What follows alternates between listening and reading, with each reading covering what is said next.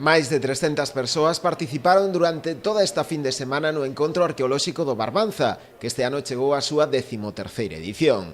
Unha cita que o consolida xa como un referente a nivel nacional e mesmo internacional.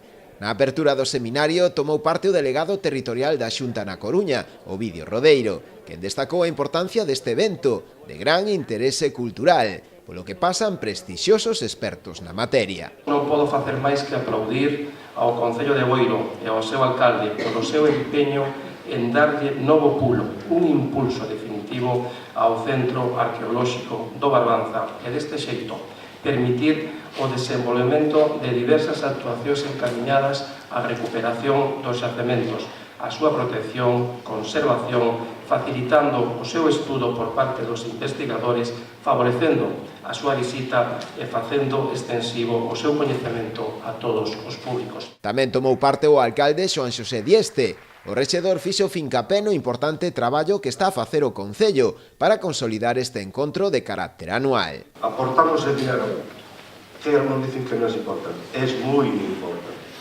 Es muy importante la administración y el dinero que da la administración para acompañar a los profesionales y que trabajan en este gran mundo. Durante as dúas xornadas foronse sucedendo numerosas ponencias, como a impartida por María del Mar Marcos, catedrática de Historia Antiga na Universidade de Cantabria, que versou sobre o mercado das relixións no mundo greco-romano.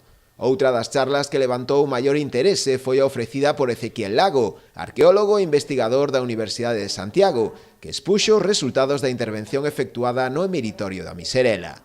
Os encontros chegarán ao seu remate o vindeiro domingo, con novas conferencias, entre as que destaca a de Michael Barton, profesor da Universidade de Arizona, un dos máis importantes especialistas de Estados Unidos no uso das máis modernas tecnoloxías no ámbito dos estudos arqueolóxicos.